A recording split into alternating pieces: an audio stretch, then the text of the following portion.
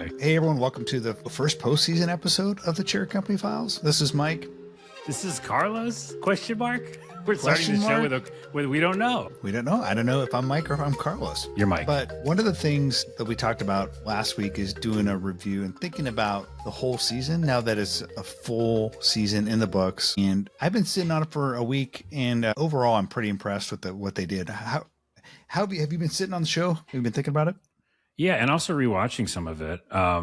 It's crazy because it's all of what I expected, yet it's still surprising, if that makes sense, right? Like both of you and I know Tim inside and out. We know all the stuff, but yet we are both surprised every week, right? And I've been watching a lot of YouTube videos as well of people reviewing the show.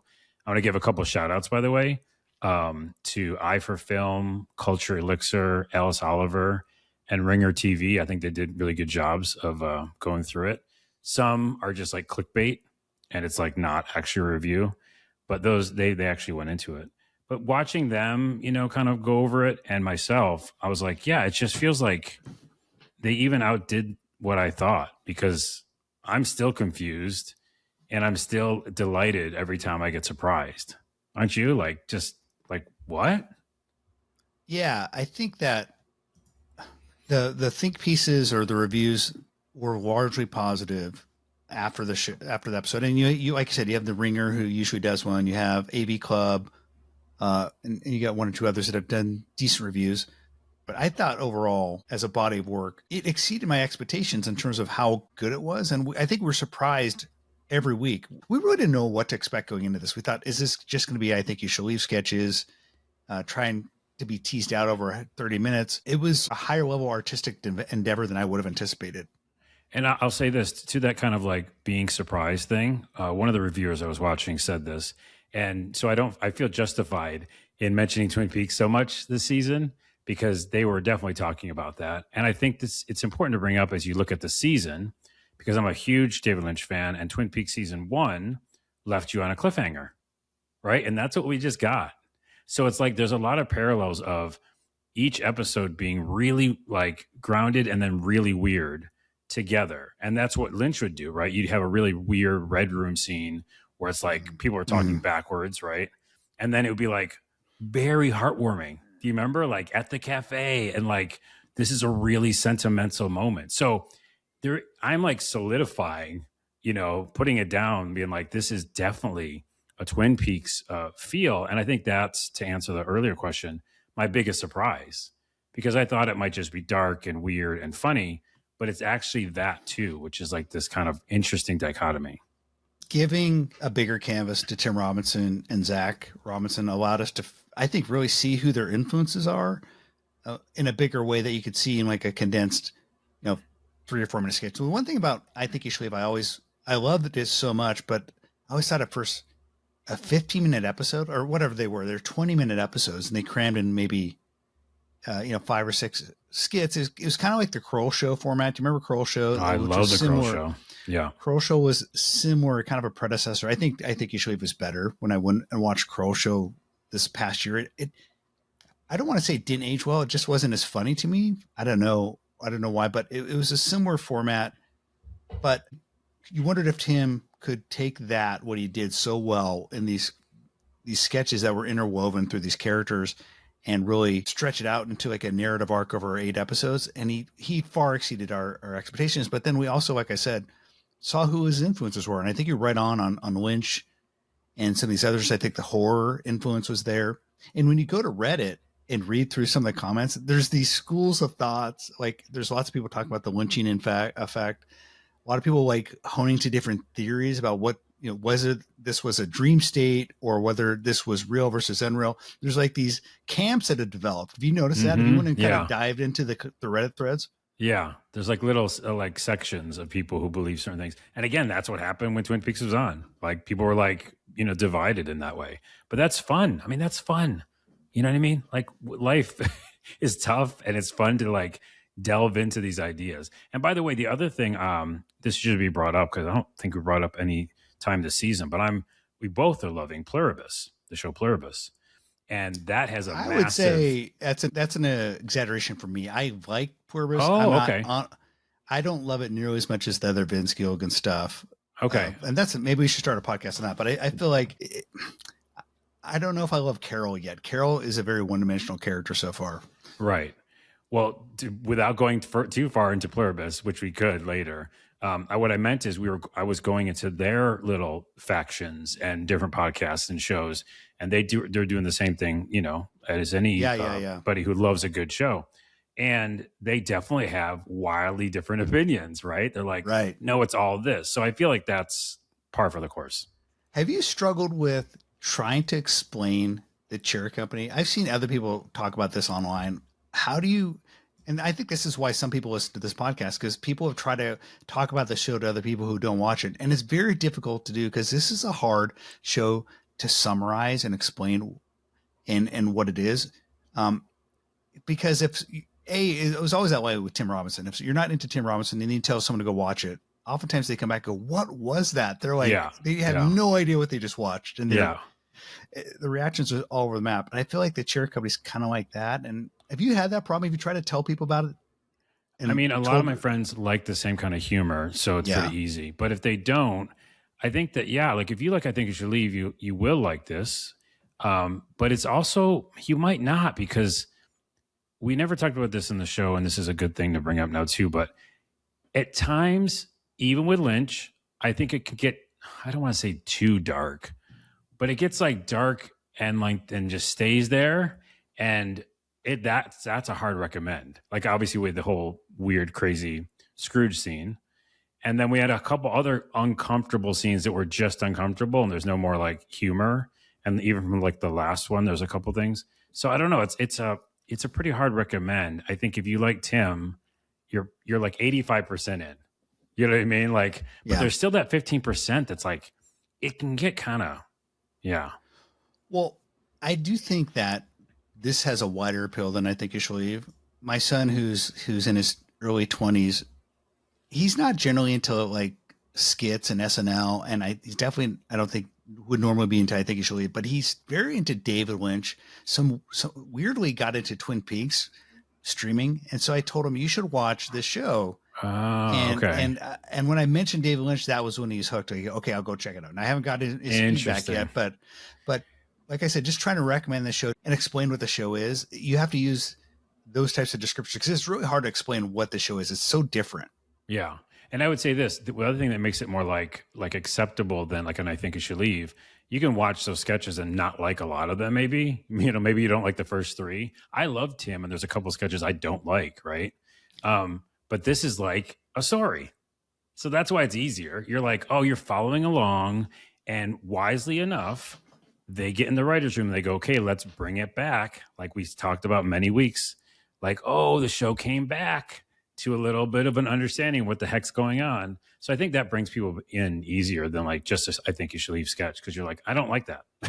And then you just don't watch it. So one of the things I put up on the Facebook page is, what do I do now? Because we have a potential year before the next season's out. And that's one of the things we could talk about when we think season 2 is coming out. But I'm already kind of having withdrawals, and I need something to keep me tide it over.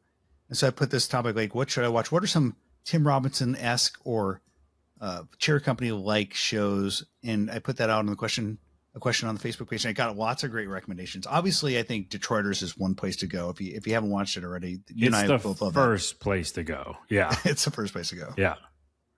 And I might have to go and revisit that because it's such a great show. But one show that was brought up to me that was interesting is The Curse. And I definitely have seen a lot of people compare Nathan Fielder and Tim Robinson because they're both strong names in the alt comedy side of things. But are you a Nathan Fielder fan? So this is going to split our fan base. Yeah. I'm not, and I have a reason if you want to hear it. I think that he's smart as heck, and I think he makes really creative projects. And I was in early on the rehearsal, and I kind of was all in for a few episodes. And I like what he does. I've seen him over the years, of course. So I can't deny his talent. It's powerful. It's crazy. What he did with the rehearsal in the very beginning of the rehearsal was so mind blowing. And I was like, oh my goodness, this is hitting me on so many different levels, how it's reality, but it's not reality, but it is. So that's all the praise. But I think there's something mean spirited. I don't know. I'm very sensitive too. So I put that You're out very there. fragile. You're a very fragile flower. Well, I wouldn't call it that, but maybe. I own it. I own the fact What's that so interesting is you play the darkest video games. Yeah. And I just don't get into that. But like when it comes to kind of narrative or scripted stuff, like you're a little more fragile. Well, it impacts me more. Like my whole existence is like a sensitized live wire. And so like even like Lynch was powerful and pretty dark. Anyways, the main point I'm trying to make is there's something there. You said yes just a minute ago, so maybe you agree with me a little bit. But there's something there that's like dark and then doesn't come back from being dark. And I saw that in the was it The Cursed, right? Is that the one with that's the scripted one. Yeah, that is not a essentially a mockumentary. That there's Nathan For You, which is a lot of people got to know him through that, and I've watched about half of the first season. I like that. You could see the innovative nature of it, and then I haven't even started the rehearsal, so I'm definitely have that on my watch list. I haven't watched the rehearsal yet, so I'm excited to dive into that.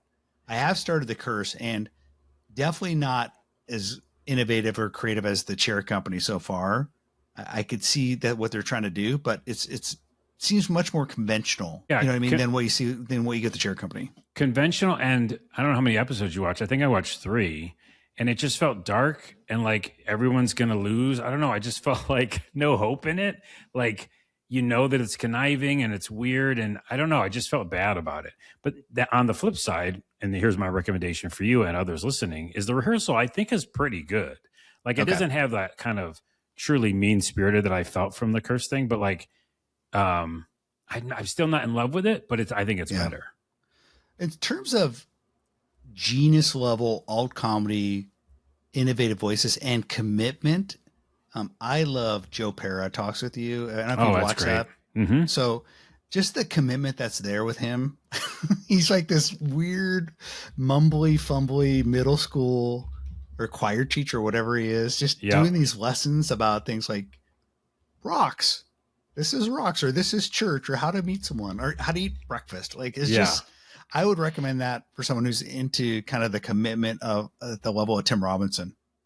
I'd also mention, and this is not a comedy. Well, it has comedy moments, but Barry, like it's definitely not great. In the same kind of like, you're going to get some bits, but Bill Hader is from SNL. He's funny. He's naturally funny, kind of like a Tim Robinson. And you just like can watch him do anything, or I can. But also I would say what's great about Barry is you have really bizarre, great and unique characters. Mm-hmm. Kind of like you get with the Chair Company. So the Eastern European guy with the alopecia or whatever, like I'm trying to remember his name, but the guy with no hair, he's got that great accent. Yeah. Whatever his name is, that character is fantastic. And then like you get these bizarre mob-like characters coming out of the woodwork. Everyone who's in his acting class is just so much fun. So I definitely recommend Barry. Yeah, I definitely do. And this was brought up on the Facebook page, but Bored to Death, which I haven't seen in a while, but I remember liking it. That was Jason Schwartzman. Ever since the first movie I ever saw Jason Schwartzman when he's that young kind of high school student who's Rushmore, overachiever. One of my favorite movies of all time. Yes, Rushmore. It's funny, I couldn't think of it. Rushmore is definitely my top 10. I love that. I love that so much. I could watch it over and over. It's one of those movies you could watch over and over and over. Wes Anderson, incredible. Yeah, so that's a fantastic show. But I've loved Jason Schwartzman ever since. And then also, obviously, BoJack Horseman, because of the kind of darkness and comedy mixed together. It's an animated show. But also brought up on the Facebook page, one of my favorite shows of all time, which I might say that a lot, but Baskets. I haven't watched it yet. Is that Zach Galifianakis? How lucky for you. How lucky for you. It is Zach Galifianakis and Louis Anderson, which is a surprise role where he plays his mother. An incredible cast. Again, kind of like a lot of bit players that are really good. It's incredible. I like binged it as soon as it came out on FX. And then I will mention one more that's a movie that's dark and funny. And it was mentioned in like some list somewhere. But if you've not seen it, another present for you. Beef. Have you seen Beef? Okay. Yeah. Yeah. I like beef. Name of the episode of the podcast. I like beef. Yeah, that's Obviously, really I like a lot of adult animation. BoJack Horseman is good. I love Bob's Burgers. That's like my comfort show. Like I'll just watch that. But someone mentioned on the Facebook page The Life and Times of Tim, which have you watched that yet? good. Wait, I don't know. Let me look. How have you not watched The Life and Times of Tim? It's such a unique show. And then there was about 10 years later, basically a sequel show kind of in the same universe by the same creator, Steve Dildarian, called 10-Year-Old Tom. Holy crap! You'll I've never seen this. Oh, I feel lucky for you. You should go watch it. Okay, good. I It's, get it. It's animated. it's animated. Yeah, Okay. it's great though. Oh, that's fun. I just bookmarked that. So we're giving out presents to ourselves and to the listeners. I think the very first episode of Life and Times of Tim, he finds a hooker or something, like his Okay. girlfriend. It's just so funny. Just such a funny show. Well, we could list shows forever, but we'd love to hear more about your shows that you think are going to tide you over. I know I have like probably 20 more that I'm not thinking of right now, but yeah. So leave them on the Facebook Before we leave that, one other recommendation was Search Party. Have you watched Search Party? Oh, it's incredible. Yes. I have not watched that either. Wow. You literally got Christmas early. I got big holes in my watching list, like that, like just They're not gaps. anymore. You are Anymore. definitely filled up now because Search Party is so good and it has only 2 seasons, I want to say 2 or 3. And it's one of those, it's a perfect binge watch. I mean, it's like you have to know what's going on and it's just so, okay, you're lucky. That's all I'll say about You that. watched Last Man on Earth, right? Yeah. I mean, I wouldn't call that the same as this vibe. no, but I love it just because I like him so much. Yeah, but if we're talking about like to hold you over and you want a chair company, I wouldn't say that because, No, yeah. I agree. Just to put that is like a little asterisk. But I if will you- say this though, I got mad at that show because I feel like it dragged a little bit. Well, I dragged feel a like the lot. first season was pretty genius. It was a good conceit, but I mean, if you're into Will Forte, Yes, it's a Will Forte show for sure. it's a Will Forte vehicle. And so, speaking of Will Forte, he was on a couple weeks ago on SNL, bringing back MacGruber. MacGruber, which I thought was fun. But we were talking briefly on the before we started recording about SNL and where we are on that. I mean, obviously, Tim Robinson is an alumni. What's so interesting is a lot of people talk about how Tim Robinson was on that show and how he really kind of had like one breakout skit in that basketball one. Mhm. Basketball. Yeah. But it's so interesting on this last weekend show because it had a skit with Andrews Dismukes. It was a funny skit. This guy's at home and he had just had a dinner party and he wants everyone to keep doing the dinner party with him. And they say they can't, they're too busy, and he gets all upset. Anyway, I went and looked at this on YouTube, and in the comment threads, everyone was saying how SNL finally had its Tim Robinson sketch because it was very Tim Robinson-esque. And you sometimes wonder if Lauren looks at some of these breakout guys that he either maybe gave too little attention to or maybe never even brought on the show and tries to maybe almost cater to that audience a bit. And by the way, when are we going to see Tim guest or host, or will he ever host SNL? Never. I don't think ever. I think this is a good kind of tangent because it's, SNL is related for sure to comedy and dark comedy. And by the way, you gave me another present because I had not seen all the skits in the new SNL. So I'm excited to go see Dismukes. I love Dismukes. And this is my point. I think SNL is really, really safe the last few years. And that's not a fun place to be when you're a comedian. I'm speaking as a person who makes the comedies. Like, it just feels weird. And a lot of like accounts of people who I know who know people directly on the show kind of say, and there's not talking smack. It's just, it's such a formula. It's such an institution, but it's hard to break out of those things. And so Tim just didn't fit there. A bunch of people don't fit there. Ben Stiller didn't fit there. I'm just watching Miller. That documentary he did on Apple TV, and he didn't fit there, but he went off, did the Ben Stiller show and then became Ben Stiller. So it's fine, right? Like, I think it's a kind of, especially right now, in my opinion, it's super clean. And it doesn't feel like it's taking as much chances, and Sarah Sherman's there and Dismukes is funny, but in general, I think it's a little bit of safe.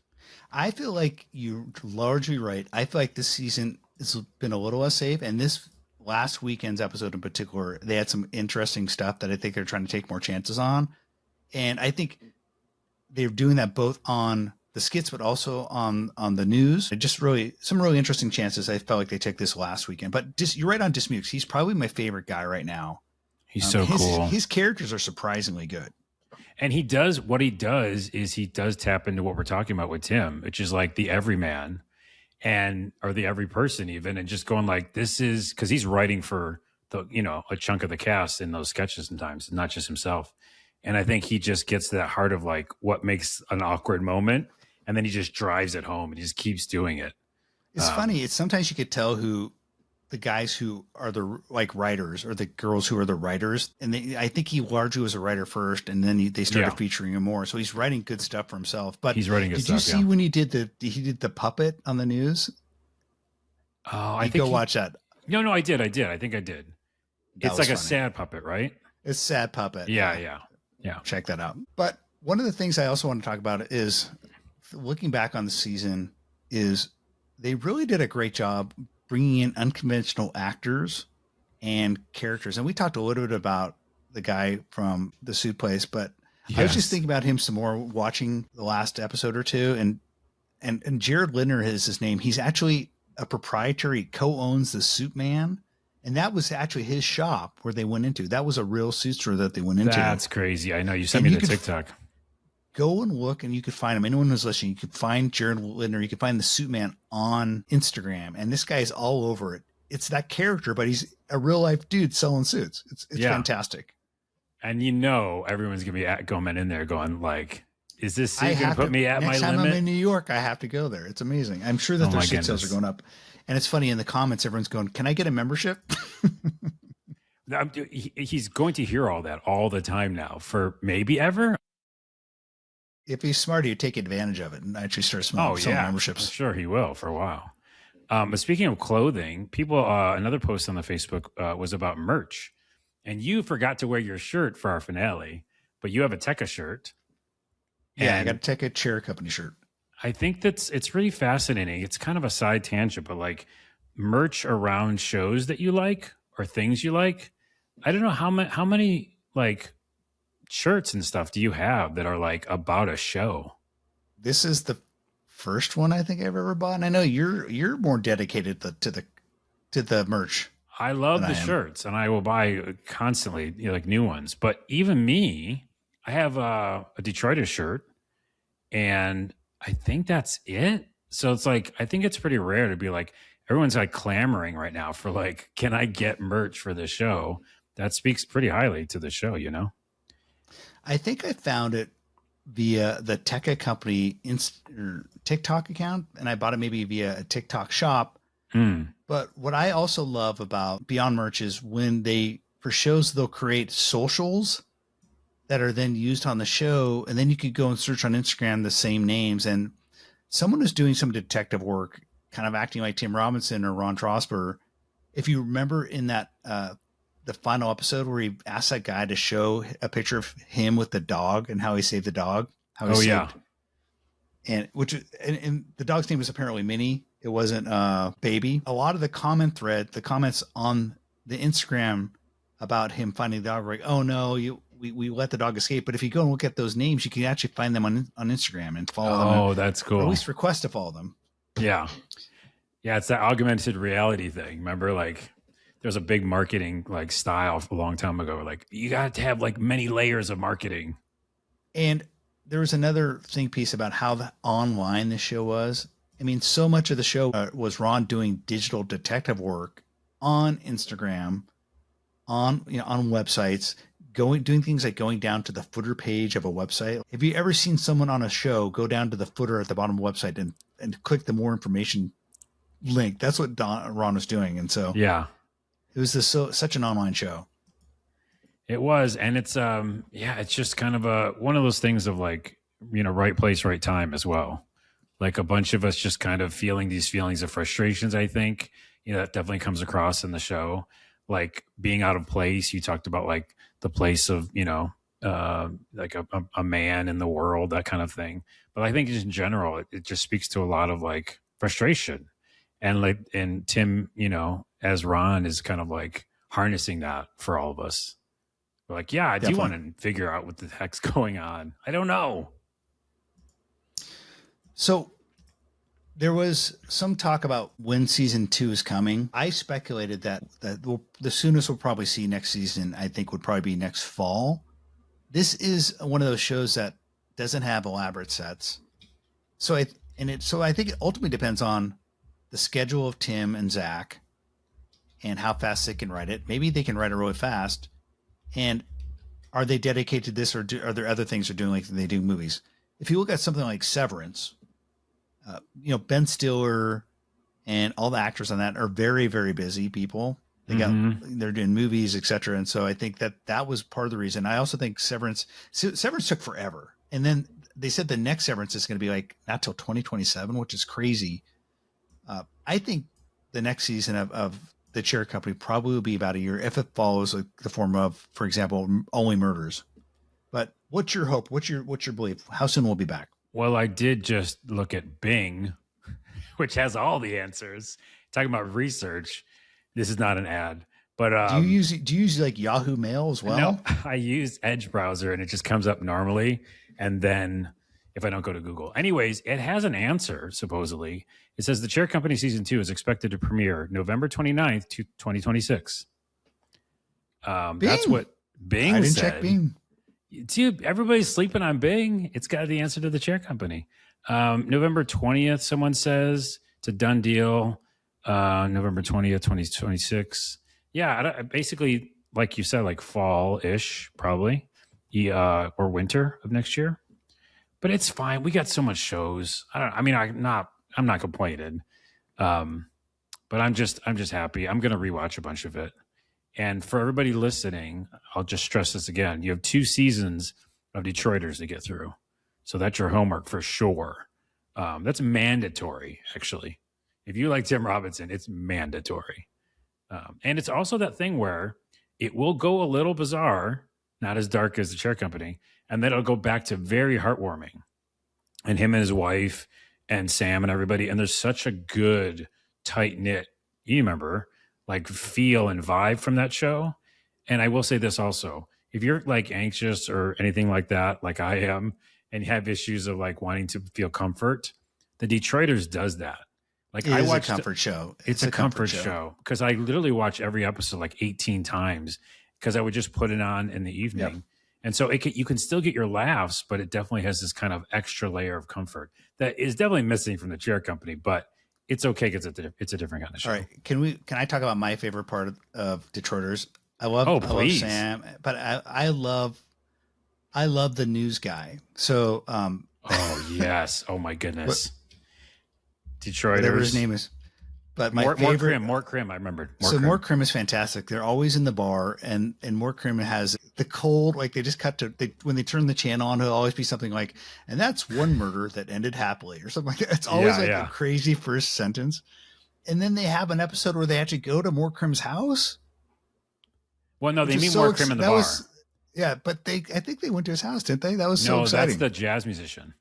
Okay. He's Lake Orion or whatever, Lake Orion. Another great episode is when they go to dinner with the guy with the robot wife. Oh, they're trying to make the car. Yeah. They're trying to get his business to make a new car, and he has a robot wife. We're going to do it right now. We're going to actually watch and maybe kind of come back and do some Detroiter favorite episodes. 100%. Like we have to. I'm like, okay, for the things that I didn't know about The Chair Company because it was brand new. I know every like little fact about Detroiters, and so we can do that.